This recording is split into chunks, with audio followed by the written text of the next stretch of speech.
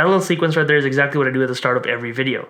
I grab my mic from my gaming PC, which is where it usually stays because I usually use it for gaming and streaming, and then I attach it to a boom arm, which is then attached to a hook of some sort, then attached to a clamping grip, which is then attached to a tripod stand, which I also attach my H4n, which is my audio recorder to, using a super clamp, and then I attach that with an XLR cable to my mic. The mic I use is Rode NTG4, and it's literally just out of frame. It's literally right here. If I pull it down a little bit, maybe you guys can see the tip, but literally my mic is right there. And this audio is honestly pretty good. Like, I am very happy with the audio results I get, and I would not trade it in for anything else. Except that's what I'm gonna do in this video. The audio I get from this mic is fantastic. However, it's not really feasible when I do other kinds of videos. Now, if you guys have watched this channel for a while, you guys know I like to do a variety of videos, including one where I removed my car from storage yard, and obviously I can't take this mic setup with me, and it would be very hard to operate, let alone it would waste a lot of time while making that video. So how do we get around that? Well, one solution is to use something like this. This here is the Rode Video Micro. This is honestly what I've been using before I got this mic, and it's not bad. This is a mic that you put on top of a camera. It's a shotgun mic, and all it came with was a shock mount, which is actually pretty good, as well as a cable and obviously a dead cat for noise.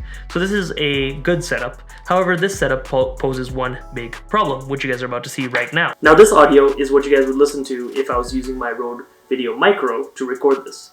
Now, believe it or not, the Rode Video Micro is actually a little bit closer than my face cam is, because I couldn't find a good place to use the Rode Video Micro on my face cam, and I couldn't find the 3.5mm input. I'm using the Sony a5000 to record my face, and I have the a7S III up here to record my hands and whatever I do on the table.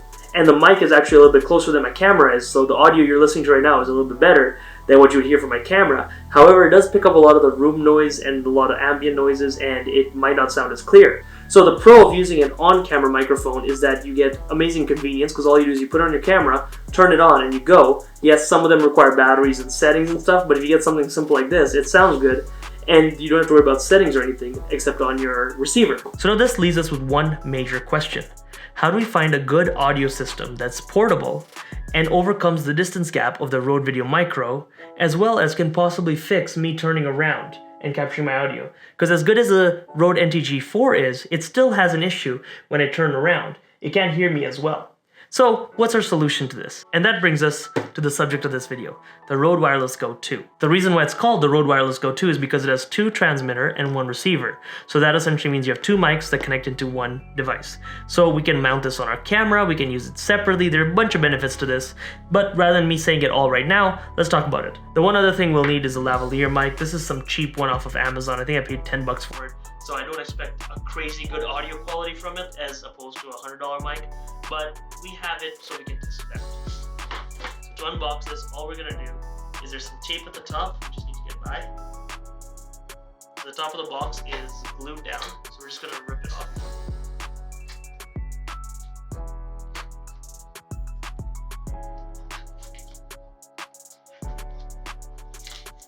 Probably not the best way to unbox it, but whatever. It's our product, right? We're going back now. And then inside we can see we have our nice little carrying case for our 3 products. I'm gonna move this out of the way. So we have our nice little carrying case. We have our wires. So we have a 3.5mm wire right here, as well as a couple of USB ports. I believe there are 3 here, as well as our manual. So we're gonna keep this there, we'll look at it later. And now here is the main piece. Here's the piece of the resistance, the main piece, the one thing we all care about. You can see we have 3 devices right here. It looks like this is the receiver, these 2 are the transmitters, but we'll see. Now it has a number 30 on here. Don't know what that means, but okay.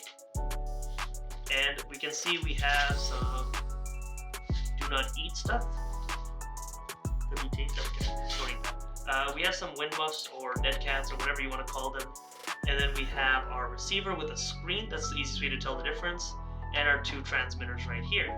So let's just pull these out and see what's going on. Now, as you guys saw in the last clip, my batteries died for my Zoom H4n Pro. So that's one big downside to using any system that has a battery, whether it's the Rode Wireless Go 2s or the Zoom H4n Pro, is that you gotta remember to charge the battery. And I forgot, so what ended up happening was the battery died right when I was unboxing the Rode Wireless Go 2. Luckily, my A7S III is just above me and that audio was usable. So what I think I'm gonna do for the rest of the video is attach my Rode Video Micro to my A7S III, so then that way we have a backup audio. That being said, it's a couple of days later now, and we're gonna continue with the unboxing and first impressions of the Rode Wireless Go 2. So in front of us, we have 3 devices. We have 2 transmitters and 1 receiver. The easiest way to tell the difference is the receiver has an LCD screen. Now let's look at one of the transmitters first. So we have a microphone right here, as well as 2 notches where we can put the dead cat on. We have a 3.5mm headphone jack, so if we're using a lav mic. We also have a port for USB-C. We can use this to transfer the audio that was recorded on here if we have any backup audio or just the main audio. And then here we have a multi-purpose button which we can use to activate and mute the device. And then right here we just have an engraving saying it's a Wireless Go 2. So let's put the dead cat on this one. And it should be pretty simple. All you do is you just line up the pins. Yeah, then you push in and then twist and it's locked in. Now it won't fall off anymore. Now we're gonna do the exact same thing with our second transmitter. All we're gonna do is line up the dead cat with the top, push it in until it goes in a little bit and then twist, and now it's locked in place. On the receiver, there is no microphone, so it looks like this one here is just a backup. So as we can see, we still have the LCD screen here. We have a multifunction button right here. We have a USB-C port, and then we have a 3.5mm headphone jack that'll go into the camera. Then under here, we have 2 buttons. We have one for mute, and then we have one to select the different transmitters that we have. So you can see 1/2 there, as well as a button right next to it. And then here we have an engraving of the Wireless Go 2. So we're just gonna turn on the receiver by pressing and holding the multi-purpose button at the top. And now we can see the LCD screen turned on. So now with the LCD screen, we can see that next to 1 and 2, there isn't any audio levels, and the 2 microphones on the side look like they're dead or off. So we're going to turn on one of the wireless transmitters, and we can see that it turned on by the indication of these LED lights. So it looks like this is transmitter number 2, and then we're going to turn on transmitter number 1. Alright, so it looks like both transmitters are live and active. Okay, so what are the pros and cons of using 2 transmitters and 1 receiver? The most common and obvious one that everyone's going to think about is you have an interview setting where you have one person being recorded with one and the other person being recorded with the other. And that's pretty common. But another situation that Rode has accounted for is using it as a safety channel. And what that means is essentially if I have 2 mics facing me, I can use one as my main audio. And if for some reason I yell and this one gets clipped, I can set the other one to be 10 decibels lower. So then that way I have a safety channel. So that way I can use the second audio if this one gets clipped too much, because this one's already 10 decibels lower. So we're gonna do a little bit of a test. I'm gonna hook this up to my A7S III using the 3.5mm headphone jack. So right now, you're listening to the second transmitter that's connected to the Rode Wireless Go 2, which is mounted on my A7S III directly above me. Now it doesn't matter about where that's mounted because this transmitter right here is what's going to record the audio. Right now I have it aimed right at me, and ideally you don't want to do this. So I'm just going to clip it onto my shirt. And now there you guys go. Now you're listening to the Rode Wireless Go 2 that's clipped to my shirt. Now I also have the Rode Wireless Go 1 right now that's active and probably being recorded as well. But what I'm going to do with this one is a little bit different. I'm going to take my lavalier mic that I brought earlier, and what I'm going to do is I'm connecting that to my shirt as well. So we can compare the difference between having the Rode Wireless Go 2 by itself compared to using a lavalier mic as well. The main reason why you would use this over the lavalier mic is because if you're running and gunning and you saw something cool and you wanted to record it right away, you just press and hold one button and you're good to go. Okay, so here's one design flaw that I don't like. I've unfinished tangling my lavalier mic, but I can't really plug it in because the plug is right here next to the dead cat. So what that means is I have to remove the dead cat to get access to the plug. It's not a big deal, but I think if they would have mounted it on the side, it would have been a lot more convenient because then I don't have to remove the dead cat to easily access the plug. Anyway, that being said, it's not a big deal. Now I'm just gonna hook it up to my shirt like I did with the transmitter. And now here's what I sound like from the lapel mic into my Rode Wireless Go 2. Now, from watching other people's videos, I know that if you have a decent lavalier mic, you can make the Rode Wireless Go 2 system sound incredible. Now this is a $10 cheap lavalier mic, so I'm very curious to see how it does against the built-in mic in the transmitters.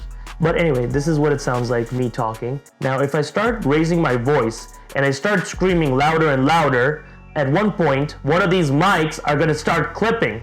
So you guys let me know, which one clipped harder? Was it the lapel mic that's attached to the first transmitter or the second transmitter on its own?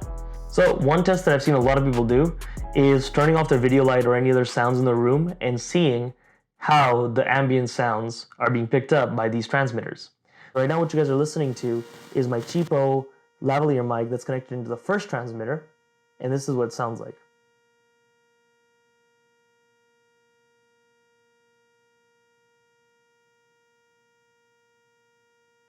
And now you guys are listening to the transmitter by itself with no lapel mic that's connected to my Rode Wireless Go 2.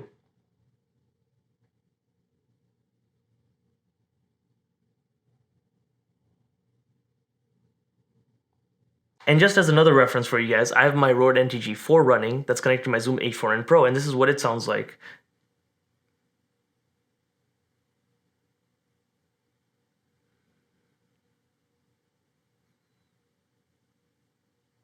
Now, unfortunately, I don't know if the mics pick this up or not, but there is a slight humming sound coming from the room next door, which is my heater for the house. So if these mics didn't pick it up, then that's great. If they did pick it up, then that kind of sucks, but whatever. We can always make do with that and fix it in post. All right, so now we're in the streaming room, and I have my receiver and my 2 transmitters ready to go, and we have the Rode Central app opened. The first thing we need to do is actually connect our Rode device. So I'm going to connect my transmitter first, and we're greeted with a firmware update. So we're just going to update it. All right, so now the receiver is done updated, and we don't have many settings here. We can change the gain mode. So we're just gonna go back to what it was 12 dB, minus 12 dB. Split, we'll leave it as split. Backlight button. Actually, we can do merge and we can turn on the safety channel. And that's pretty much all we can do in the receiver. So all we do is plug in our transmitter, and we update the transmitter as well. And then we're done. Now that we've updated the transmitter, we only want to change one setting. We want to turn recording to always, so that way we can use this as a backup track. So if we ever get out of range, or if we disconnect our signal or the receiver dies, we will have a backup on the transmitter itself. So now we get to the important part of the video. Should you get this mic? I'm sure you guys all have the same question. Kyle, what are your thoughts on this, and is it worth getting it? Well, I've broken it down into 3 categories. If you check all of these categories, then yeah, you should consider getting this mic, because it's a pretty good mic system. But if you don't check any one of these categories, then you might want to consider looking at alternatives. This doesn't mean that the mic system isn't good for you, it just means that it might not be the best option for the price for your workflow. So the 3 categories we're gonna use to evaluate whether this mic is worth it or not are budget, how much money can you afford to spend on audio gear, your workflow, what kind of videos do you shoot? Are you going to be doing talking heads like this? Are you going to be out and about? Are you a run and gun filmmaker? Are you doing documentaries? Your workflow will determine heavily whether this mic is worth it for you or not. And lastly, battery life. Will you remember to charge the batteries? So let's look at our first category, budget. Can you afford a mic system like this? If you can afford it, then yeah, sure, consider this mic system. It's a good option, and I would highly recommend it. However, if this is a little bit out of your budget, you do have alternatives. You can buy the original Rode Wireless Go, which has 1 transmitter and 1 receiver, and that's a pretty good option as well. Or you can explore some other less popular brands as well. So you do have other options if this is out of your budget. So let's look at our second category, workflow. If you guys are shooting videos like this, where it's a talking head video and you're not moving much, then this might not be the mic for you. The Rode NTG4, which is what you guys are listening to right now, hooked up to my Zoom H4n Pro, sounds a lot better than the Rode Wireless Go 2 system. However, if you're out and about, you guys are walking around, then you know what? The Rode Wireless Go 2 system is great. You don't have to look at the camera when you speak. You don't have to be close to the camera, because even if you do go far away where the transmitter can no longer transmit to the receiver, you can record a backup track onto the transmitter itself and then download that later. And both these features make it insanely useful for videos like that. So if you're a vlogger, run and gun filmmaker, maybe doing a documentary where you're out and about looking at someone doing their job, yeah, that's definitely a good option for you because of all the benefits I mentioned earlier. And now to our last and final, probably the most important and least important at the same time category, battery life, and will you forget to charge the battery? While I was shooting this video, I ended up forgetting to turn off my receiver overnight. So when I came in the next morning to finish up this video, at some point my receiver died. and I had to use the audio from my A7S III, which wasn't terrible. I was able to clean it up in post and make it usable, but it definitely did not sound as good as the Rode Wireless Go 2 system. And that's something that is kind of important. So will you remember to charge the battery? And if you think you're the type of person who might forget, then maybe you can look at alternatives that take in a AAA battery, throw a couple of those in your bag and then you're good to go. So you might even consider using an on-camera shotgun mic that takes AA batteries. So for example, the Rode VideoMic Pro can either use a rechargeable battery or 2 AA batteries. So that's another alternative that you can use if you're the type of person like me. I hope you guys found this video educational and informative. If you guys did, make sure you guys smash the like button and subscribe with your bell notification turned on so you guys get my next video right when it's released. If you guys want to see more content made by me, make sure you guys check out my gaming channel, youtube.com/KyleUnleashed, and I do a lot of gaming related videos there. Right now I'm playing Valorant, I play FIFA as well, so you might see content on both of those on that channel. If you want to see any of that content live, follow me on Twitch, twitch.tv/KyleUnleashed, where you guys can see me play video games, and also you guys feel free to ask any other questions that you guys want. It's an awesome community and I'd love to see you guys there. Speaking of communities, we also have a Discord server. If you guys have any questions about this video or any other videos, tech, camera gear, anything really, make sure you guys join the Discord server. We're an awesome community full of wonderful individuals and I'd love to see you guys there. That being said, I'll see you guys in the next one. Take care.